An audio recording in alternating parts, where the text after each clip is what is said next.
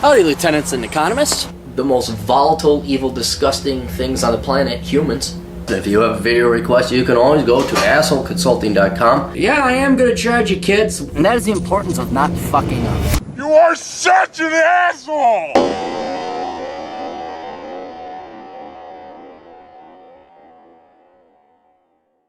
Greetings all, America's older brother here at the new older brother channel. Tell family, tell friends. Aaron, did the asshole consulting channel go? No, it's still there. It's still there. Just the good old captain is diversifying. Good old captain making sure there's not just one channel. We got two. So check in on both. In about a month's time, it will be youtube.com/olderbrother, but we got to wait a month to go by before that gets approved. Anyway, check in on both. I'll have the links. I'll be right. Hey, asshole, keep me anonymous. Can you do a video on this? I'm a millennial conservative living in shithole California. Since you hate the boomers as much as I do, oh, I don't know about that. I'll bet you'll enjoy ranting about this boomer I encountered at my local bank recently. My story begins with my mother and stepfather asked to borrow some money from me. All right, you need to hit me up at Asshole Consulting. We'll talk about that later, all right? But you don't lend money to your parents. This is already a very bad sign. I didn't have cash on me, so I took my mother to the bank to make a withdrawal at the ATM that was outside. When I pulled into the bank's parking lot, all the parking spots near the only ATM were already taken, so I parked about 50 feet away from the ATM. My mother stayed in the car, making my way to the ATM, passing by the cars that were close to said ATM. I heard a man's voice behind me. He said angrily, "I'm going first." At first I ignored him because I assumed he was talking to somebody else, but after he kept repeating himself, I looked behind me to ask him who he was talking to. He aggressively said, "I'm talking to you. I get to go first because you parked your car further than mine from the ATM. That means I go ahead of you." Wow. You know, let me explain something. You baby boomers may wonder where this hatred of your generation comes from. There's many venues that it comes from. But I think what is probably one of the largest reasons, the pluralistic reason, is you acted like these holier-than-thou adults and like, you gotta be fair, da, da, da, da. And then now that you've grown up, you've become these petulant little spoiled children. You know, you just, you gotta do this, you gotta do that. And then you act like this guy. Now, I'm not saying all of you are hypocritical, but I almost guarantee you that when this guy was raising his kids, if he had any, I was like, no, you're not gonna go in this, we gotta have this, but when it comes to me, well, I'm like, and to be so petty as like, you're gonna jump ahead in line at an ATM? It doesn't sound like there's a line at the ATM either. So, I mean, you're dealing with somebody who's really, I'd say almost borderline psycho. I mean, mental. That to get this riled up at this late stage in the game, that he's got to get ahead of you in the ATM, and using the irrational rationalization that he's a cripple, or that ain't even a cripple, that you parked further away from him, and therefore you got to wait.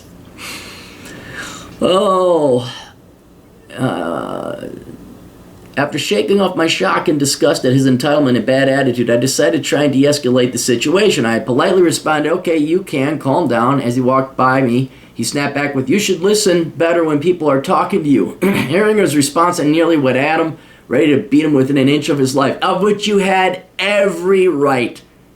Every right to make him the cripple. If he wants to claim that game, I'm closer, I need parking, you make him earn that handicap parking space. But you did it. That's good. All right.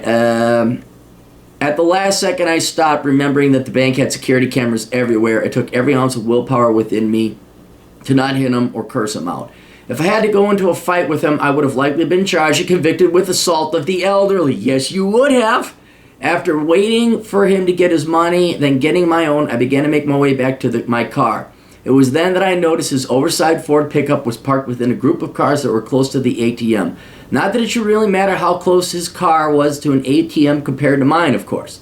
I made it back to my car and left the bank. My mother was just pissed as I was, but told me that I did the right thing by not kicking his ass. I'm not entirely convinced. Half of me is glad that I'm not in a jail cell, but the other half is pissed that I let him get away with treating me like that without any repercussions. What do you think, Captain? Did I do the right thing? Should I have knocked his false teeth out? Should I have cursed him out? What would you have done in my situation? What are your thoughts and opinions on people like that boomer? Name your price. Well, I told you my opinion on spoiled little children known as the baby boomer generation, but let's go through why. It's not that you did the right thing. You know you did the right thing logically up here because you're not in jail. But let me try and get rid of that knot in your stomach where like this injustice was served. The reason you have this, and I wrote about this in Black Man's Guide Out of Poverty, I wrote about this in Bachelor Pad Economics. And the theme, the subsegment of the chapter, or both things I'm pretty sure, I put the title is, just don't fuck up. All right, don't fuck up. And the reason why is that if you fuck up in some key things, prominently among them is landing yourself in jail and getting a criminal record, it ruins the rest of your life. Or really doesn't ruin, but it really impairs the rest of your life. Your employment, military police service, a whole host of other things. All right? And so even though you were within every inch of your life to beat the ever-living crap out of this guy, the cost and the consequences would not be worth it. I even parlay the story in the books. I went through this one time. There was this guy chasing after my girlfriend. What was the solution? Should have dumped my girlfriend because she was leading him on and all that other stuff, but neither here nor there. And it got to the point where I had to record this guy because he was married, unbeknownst to him, and say, all right, now you're going to leave my girlfriend alone. I'm going to go straight to your wife with this tape. And then this guy was like, you motherfucking asshole. This was like a 40-year-old lawyer. I was like some 20-some-year-old kid. And I'm like, whoa, this guy's getting real pissed. And I wasn't, and I was being a cocky asshole to him too. But then it snapped in my head, okay, this is not worth it. This is not, hanging out with a bad element is not worth it. The bad element wasn't this guy. The bad element was my girlfriend at the time, who was probably fucking this guy, leading him on, certainly stringing him along and using him for money. This was bad people to be hanging out with. Even though you might be a good person, if you hang out with bad people, it's like herpes. It'll get on you. And so, in relation to the Black Man's Guide Out of Poverty, it's like, look, you don't want to be hanging out with drug dealers and gangsters and thugs, because, yeah, you could be the nice guy, you could be the good kid, and you're driving along, and then one of your buddies who's dealing drugs, a piece of crack falls out of his pocket or whatever else. He may not even be doing the drugs. It's just things fall out of your pocket. You get pulled over, guess who goes to jail? No questions asked. And so it's these situations and people you want to avoid and have nothing to do with. Not that they don't deserve to die or get punished or be thrown in jail, or in this case, have the shit kicked out of them. It's because the cost and consequences that are going to befall upon you, whether you like it or not, is not going to be worth it. Now, another example is like, let's say you go to San Francisco or Seattle. What a lot of bums will do there is they'll try to goad you into some kind of fight, and then they can sue you for assault. Okay? This is in general. You don't go to Pioneer Square. Pioneer Square is where all the bums hang out in Seattle. This doesn't mean you don't go to. I'm sorry.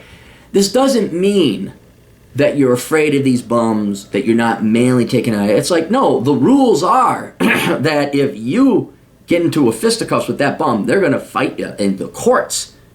It's not worth it. Right? You avoid these people. What's his name? The ATM guy. He's getting in your face. He wants to. You don't fight him. It's not worth it. All right? So you did the right thing. You did the right thing. Now, this doesn't mean that the knot in your stomach and but let me kind of explain a little bit why you should let that knot in your stomach go. There's two reasons. One, it's genetic, and if you can understand it's genetic, it goes away, sort of.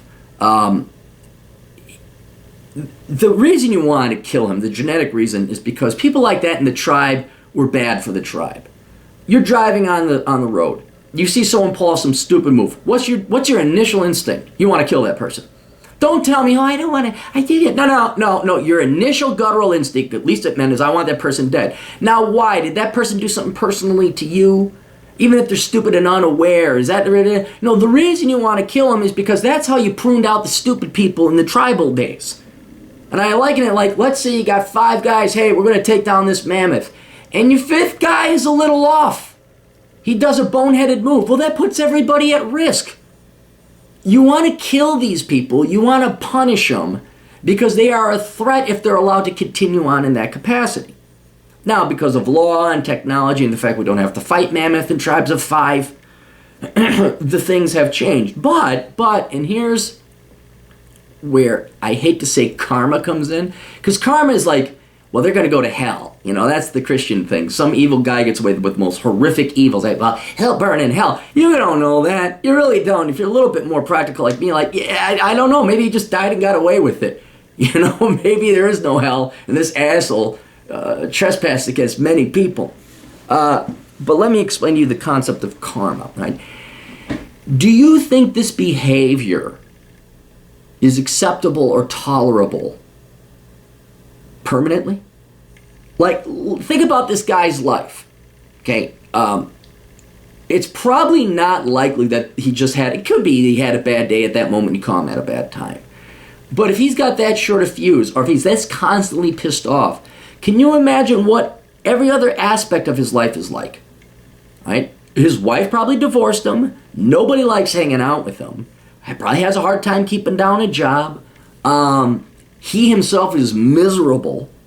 And what ends up happening is if you have unacceptable behavior, society has a real good way of punishing you by ostracizing you. By taking, I don't want to say non-legal, not illegal, but extra-legal. Things outside of legal punishment. There are social punishments. No girls want to date you if you're a dick. Nobody wants to be your friend if you're a dick. Nobody wants to do business with you if you're a dick. And these people end up punishing themselves because they're just not accepted. Like, you could take the most arrogant, cocky, well, maybe not even that. Another example, let's do this. Take your average bully in high school, which I don't know if that means digital or physical. I'm talking the old school physical ones where they would torment younger, smaller people.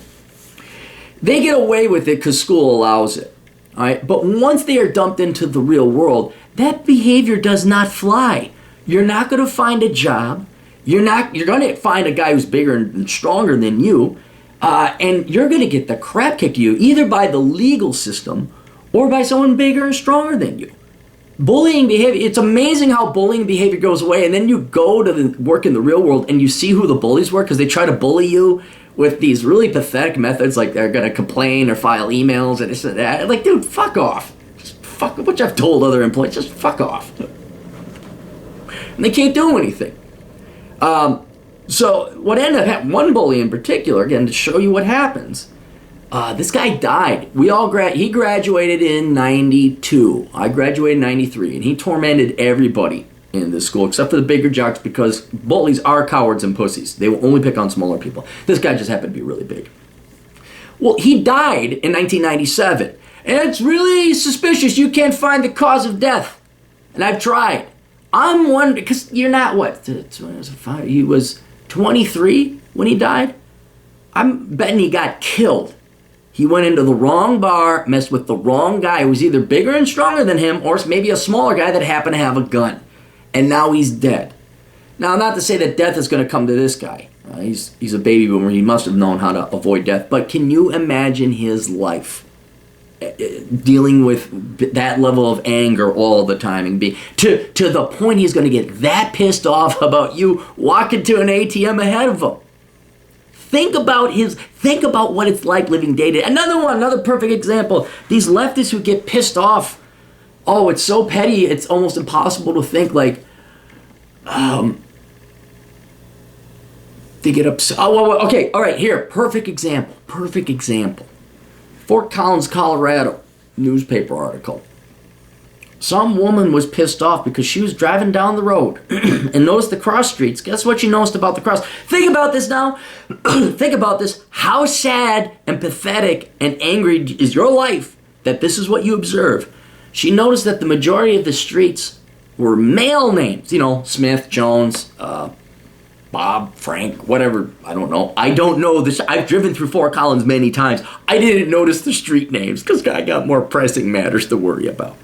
But this gal noticed that the vast majority of the streets were male names. And she launched a campaign at City Hall and to show you don't want to live in Fort Collins. They're renaming the names so it's more equally named between male and female street names. Now, how fucking sad and pathetic your life is that's what you're going to do. Not to mention how sad and fucking pathetic is the Fort Collins City Council that they went through and actually heard this out. You got a lot of time on your hands for this to be a problem. Imagine these people's lives. You know, that gal who went down, she probably has a ton of student loan debt. It's college town. She likely works at the university for some paltry amount. It isn't a real job. She's never going to pay off her student loans. She's probably fat and ugly. No one's going to want to marry. No one's going to marry her. And she's deluded herself. She doesn't want it. Don't need no man, fish, bicycle trademark. And I'm not joking. I know that's stereotyping and I'm assuming a lot. But how much you want to bet I'm right? And it doesn't even have to be that. Imagine what person you have to be to notice that the street signs are overwhelmingly male.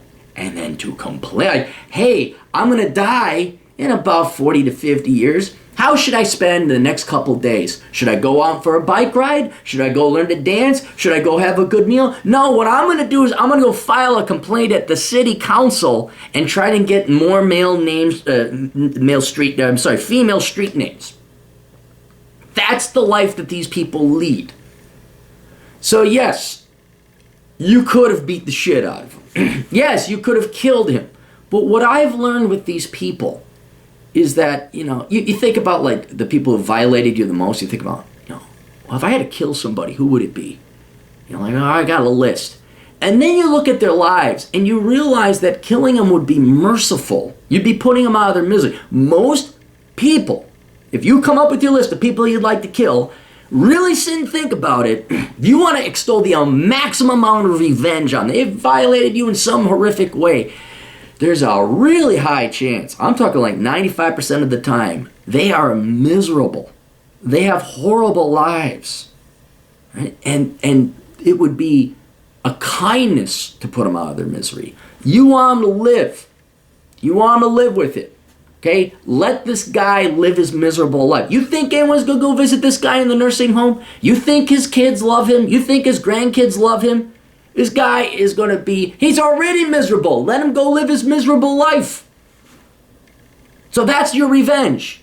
Just, oh, one, you dodged a huge bullet there. You didn't let him ruin your life for the rest of your life. Cool. All right. Two, I know you're pissed off, but if you're really pissed off, think about him and his life. Think about what it's like to be that guy. And then you'll smile. You know, it's like, I'm trying to give you another example of people that would initially really piss me off, but then I sit and I think, like, yeah, you know what? Okay, welfare bums always claim, oh, the heroic single mother. Oh, I need more of your money, Aaron Clary. And you sit and you might get upset, like, wait a minute, I didn't have sex with you. That's not my kid. Why am I paying for those kids? And then you stop and whoa, hold on, step back, Aaron, step back, Clairmeister. Even with all that money, they're still going to piss it away. They never learn fiscal responsibility. They're always bailed out of their mistakes. You may say, well, they get bailed out of mistakes. That's not fair. You're right. It's not fair. But you could give these people $100,000. They'll still piss it away. And for the rest of their lives, they will always be miserable. They will always be miserable. Because it's them. They're flawed. They're the ones that are going to... And so no one's going to love them. No one's going to show up there. Who wants to hang out with them? Shoot, I know. I got more than one client over at assholeconsulting.com. Where I'll get a young man or a young woman and they want to escape poverty and they say, I want to go join the military, I want to go to into college, but my mom will threaten to disown me because if I leave, we'll lose the Section 8 housing or she'll get a lower Section 8 allowance. I've had other clients where the mom has used their children's credit card number, Social Security number to get credit card debt. And the kid's credit is ruined before they even go off to college. What's it like being the mom? How miserable is that life? So that's what. Try to change your mind to see that because it's going to make you more calm. But then you're also going to see how life punishes people for you. I hate it the turn the other cheek type of stuff or vengeance is mine, saith the Lord. There's more than a seed of truth to that. There's more than a seed of truth to karma. And if you just let these people go, they will ruin their lives for themselves. If not, they've done it already and they'll just make it worse. You just got to see it and make sure you have nothing to do with these people. All right? Just got to avoid them. So hopefully that makes you feel better. And if it does, share the good word of assholeconsulting.com and olderbrother.com, which has yet to be programmed, but it will once I get off my lazy ass. Check out our YouTube channel over on Asshole Consulting, or it's youtube.com/Aaron Clary. Check out the books over at amazon.com. What else we got? The Clary Podcast. We got the Clary Podcast. We got the Older Brother Podcast. Same RSS feed. If you find the Clary Podcast RSS feed, SoundCloud, you'll find it. And then CaptainCapitalism.blogspot.com. We'll see you guys later. Toodles.